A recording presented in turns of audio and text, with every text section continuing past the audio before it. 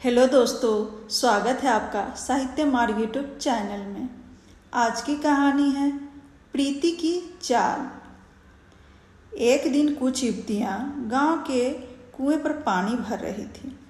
4 सहेलियों में अपनी शादी को लेकर चर्चा हो रही थी। एक युवती बोली, मेरी शादी तो किसी राजकुमार से होगी और ब्याह करने के बाद मैं किसी आलीशान महल में रहूंगी।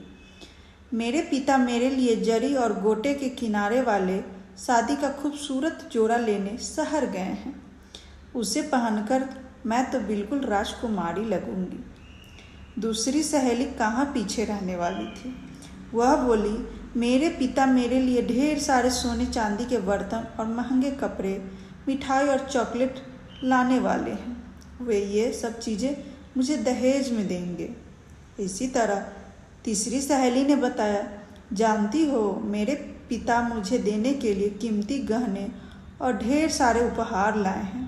गहने पहनकर और सज संवर कर जब मैं दुल्हन बनूंगी तो सब मुझे देखते रह जाएंगे। प्रीति अपनी तीनों सहेलियों की बातें बड़े ध्यान से सुन रही थी, पर वह क्या बात करती क्योंकि उसका कोई नहीं था। वह अनाथ थी। वह चुपचाप खड़ी होकर कुछ सोचने लगी तो उसे उसकी सहेलियों ने कुरेदा, प्रीति तू क्यों चुपचाप खड़ी है? तू भी तो अपनी शादी के बारे में बात कर। अब प्रीति को भी कुछ तो कहना ही था, इसलिए उसने उन्हें मनगढ़ंत कहानी सुना दी। वह बोली, मेरे माता पिता तो हैं नहीं, इसलिए परदेश में मेरे चाचा मेरे लिए शादी का खूबसूरत जोड़ा, मिठाई और हीरे जवाहरात लेकर आने वाले हैं। वे ये सब उपहार मेरी शादी में मुझे सोने के बड़े बड़े थालों में रख कर देंगे। कुएं के पास की भेष बदल कर बैठा एक डाकू इन तीनों लड़कियों की बातें सुन रहा था। उसे प्रीति बहुत ही सुंदर और मासूम लगी। साथ ही उसे उनकी बातचीत से यह भी पता चल गया था कि प्रीति अनाथ है और अकेली रहती है। अगले दिन सुबह सुबह वह अमीर व्यापारी का भेष धारण करके प्रीति के घर जा पहुंचा। उसके हाथ में सोने के थाल में मिठाई, हीरे जवाहरात और रेशमी वस्त्र थे। देखकर प्रीति दंग रह गई। उसे अपनी आंखों पर विश्वास नहीं हो रहा था। उसे हक्का बक्का देखकर डाकू बोला, मैं तुम्हारा चाचा हूँ, तुम्हारे पिता का दोस्त। मैं चूंकि दूसरे शहर में रहता हूँ, इसलिए तुमसे कभी भी मिलने नहीं आ सका। तुम्हारे पिता को मैंने वचन दिया था कि मैं तुम्हारी शादी बड़ी धूमधाम से करूँगा। उसी वचन को पूरा करने का अवसर आ गया है। घर पर शादी का पूरा इंतजाम करके मैं तुम्हें लेने आया। जल्दी से तैयार हो जाओ। प्रीति को लग रहा था कि वह खुशी से पागल हो जाएगी। कभी वह कीमती उपहारों को देखती तो कभी चाचा का चेहरा देखने लगती। डाकू बोला, प्रीति जल्दी करो, हमें अभी इसी वक्त निकलना होगा, क्योंकि रास्ता लंबा है और अंधेरा होने से पहले हमें वहां पहुंचना है। सारी आवश्यक वस्तुएं साथ लेकर प्रीति झटपट तैयार हो गई। प्रीति को लेकर डाकू जब अपने घर पहुंचा तो उसने दरवाज़ा बंद करके बताया कि वह उसका चाचा नहीं बल्कि एक डाकू है और उसे शादी करना चाहता है। सुनकर प्रीति डर गई और जोर जोर से रोने लगी, पर कठोर दिल वाले डाकू को उस पर दया नहीं आई।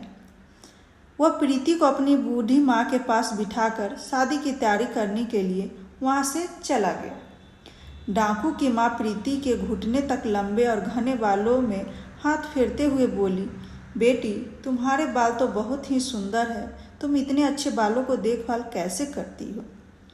प्रीति बोली, मेरी माँ हर रोज़ ओखली में मेरा सिर रखकर हल्के हाथों से उस पर मुसल मारती थी, इसलिए मेरे बाल इतने लंबा है। कोई भी इस उपाय से मेरे जैसे बाल पा सकता है। डाकू की माँ गंजी थी, इसलिए उसने प्रीति से पूछा, क्या ऐसा करने से मेरे सिर पर दोबारा बाल आ सकता है? क्यों नहीं, चाहे तो अभी तुम्हारे सिर पर सुंदर और घने बाल आ सकते हैं, प्रीति ने उत्तर दिया। बुढ़िया इस अवसर को गंवाना नहीं चाहती थी, इसलिए उसने तुरंत अपना सिर उखली में डाला और प्रीति को मुसल से सिर को सहलाने के लिए कहा।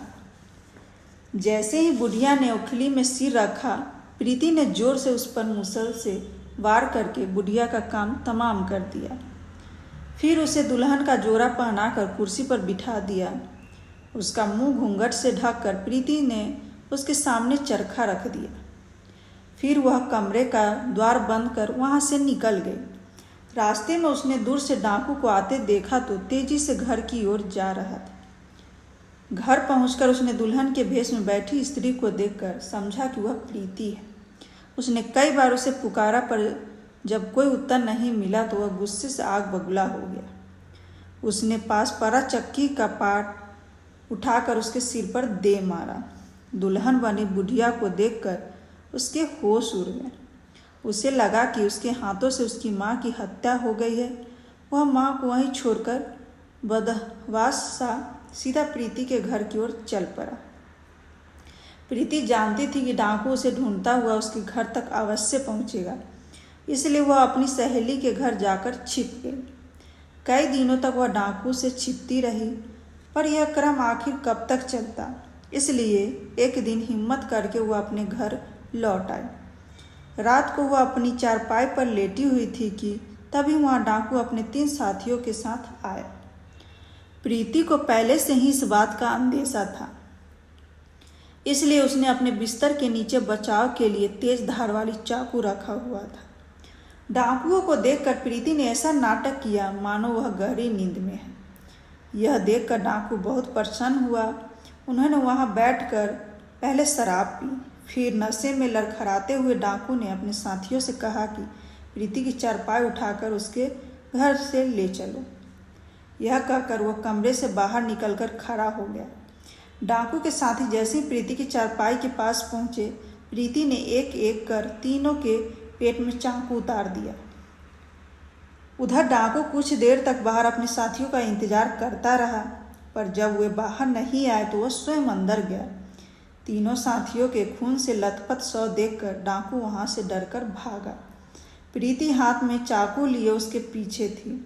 डाकू को जब बचने का कोई रास्ता नहीं सूझा तो वह एक पेड़ पर चढ़ गया। प्रीति ने पेड़ के चारों ओर लड़कियां जमा कर आग लगा दी। देखते ही देखते सूखे पेड़ ने आग पकड़ ली और डाकू भी पेड़ के साथ ही जल गया। प्रीति डाकू के घर गई। उसने डाकू का लूट का सारा सामान समेटा और अपने घर लौट आई। अब उसे कोई चिंता नहीं थी, वह किसी भी युवक से शादी कर सकती थी। इस वीडियो को लाइक एंड शेयर करें, इस चैनल को सब्सक्राइब करें। धन्यवाद।